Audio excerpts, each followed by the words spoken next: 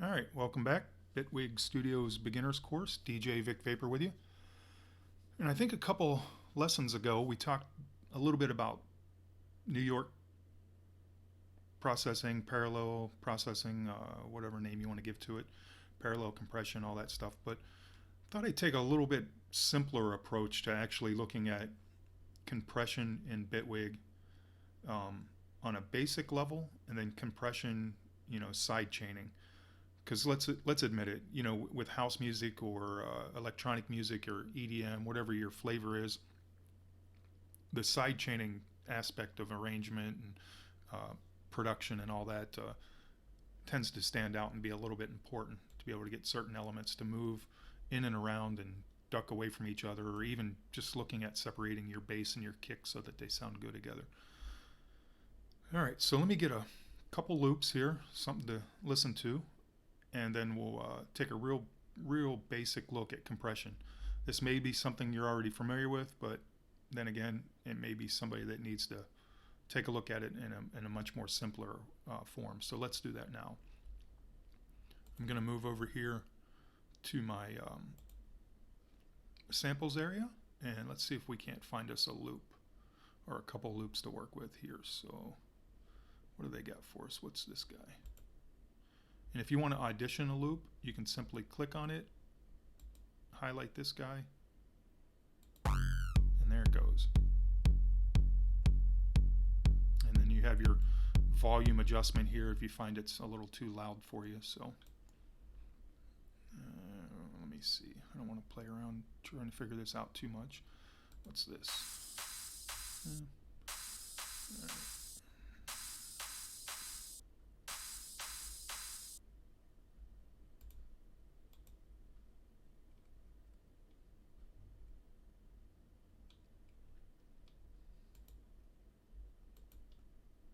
Let's go into this Sennheiser pack here. There's probably a couple good beats for us to work with here somewhere.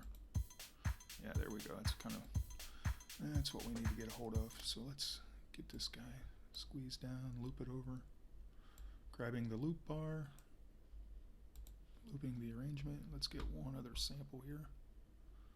Let's get something a little different.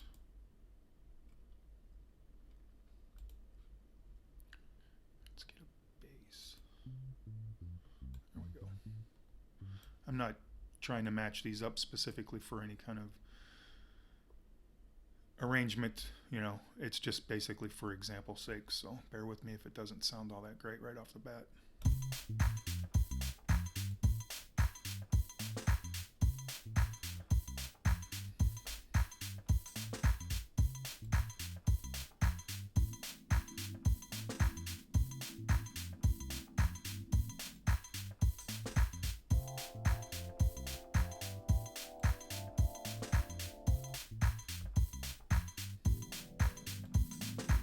All right, so we'll work with these guys for now.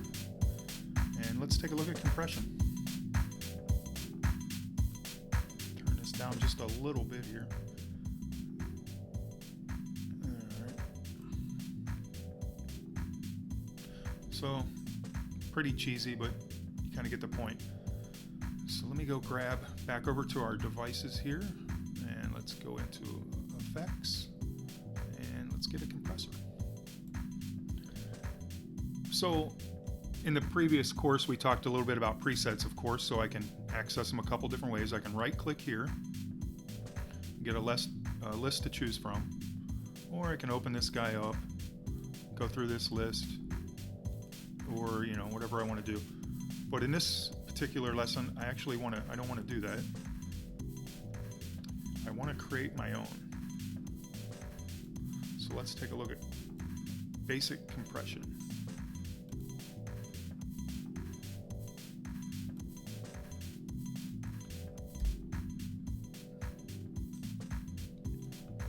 All right, so we've got the compressor on the little top loop or drum loop here, and let's get this guy all the way over here. It's not really going to do much for us.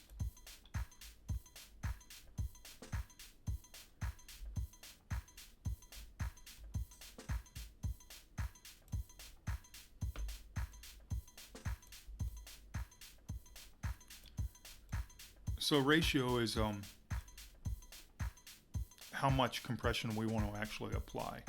Do we want to apply, you know, a 1-to-1, 2-to-1, 3-to-1, 4-to-1, so on. So, and it looks like you can go quite high there, but I'm just going to go somewhere around 3 here, 3 or 4, just for this example. So I've got the threshold pushed all the way up. As I bring that back, right here in the center, you're going to start to notice a little gain reduction.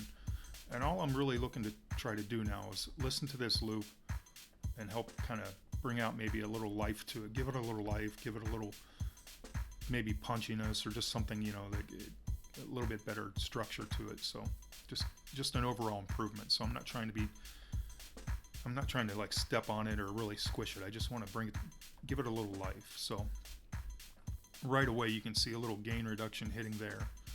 And I really don't want to go too much further than maybe like a couple dB, so I don't have to go too far.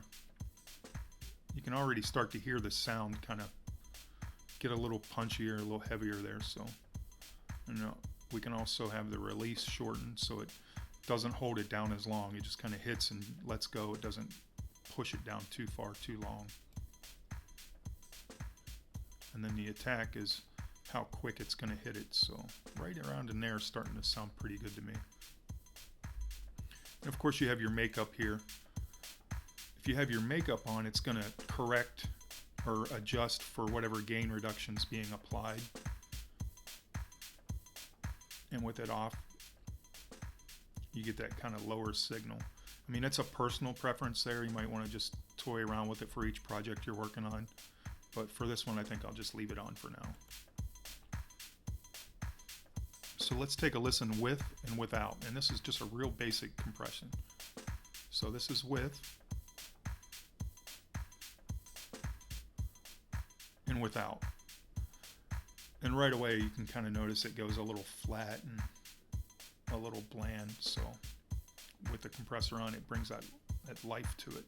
And that's the general idea of what you're doing with compression, is you're just kind of finding ways to bring things to life a little bit. All right, so there's a real basic compression. But let's say in our arrangement, maybe there's a point where we want to side chain. And what that will do is maybe allow something like the beat in this loop and the bass line, or even the chord, to move away from each other and not occupy the same space. You hear a lot of references to ducking, and that's essentially what we're going to achieve. I think what I'd like to do is maybe have this chord get a little pumping action and duck away from the beat. So let's go over to the chord channel by highlighting it. I'll solo it. And in Bitwig, if you want to do side chaining, it's going to be found in the dynamics. So let's get that guy over here. And right here is our dynamics compressor. And you see source sidechain, device input. And I want to find the beat on channel 2. Pre or post, it's your choice. We'll go with post. No particular reason why, I'm just grabbing that one for example's sake. So you've got the root meets square or peak. Those are, again, personal preferences. There's no right or wrong to that. It's just whatever sounds good for your project. I'm going to leave it on peak for now. And let's start to manipulate this guy a little bit and get a little gain reduction going and kind of get this to pump a little bit away from that beat. And you'll notice as I'm grabbing the threshold here, there's a highlighted soft kind of line there, and there's a highlighted line there. And it's just allowing me to create that space for when I put a knee in here, because I want the signal to kind of sit on the knee and bounce around the knee area. So there's kind of, it's an extreme example, I guess, but let me move this guy over here a little bit on the quiet side. Bring this back up just a little bit. Right in there. There's no right or wrong here. I'm just, again, example's sake. So.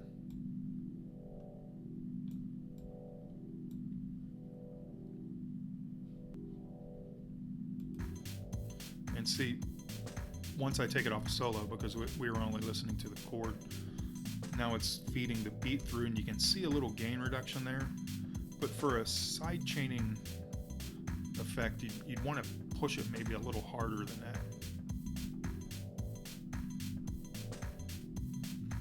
So the threshold, bringing that guy down, you can instantly see we're getting more gain reduction.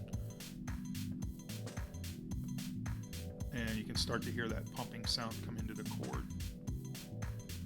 For extreme examples,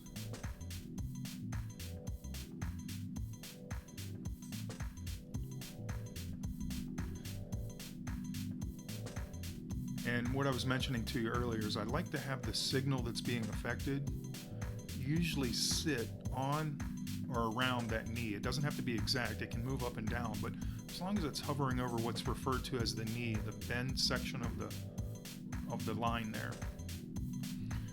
If your signal's bouncing way up in this area, it's actually not really being affected in the correct way because it's kind of over compressed. It's way, unless that's again, there's no right and wrong. It could be the sound you're going for. But for most examples, or most times I find myself using compression, I try to allow myself to stay right in this range. Let's see what happens if we apply this. Copy device, right click, copy device to our bass line as well. Paste.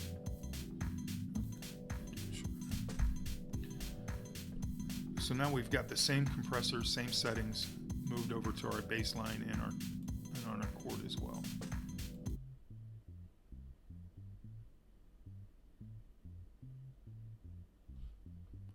Looks like the side chaining didn't keep, so I'm going to grab that for us.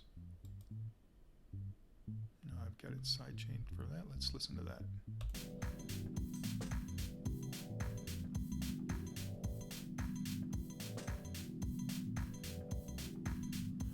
And you can see that bass is being pushed down underneath the beats and the kicks of the beat loop. So there you have it, real basic, straightforward idea of what compression's all about, and specifically kind of getting familiar with the compressors and the dynamics audio effects here in Bitwig. Let's move on to the next lesson.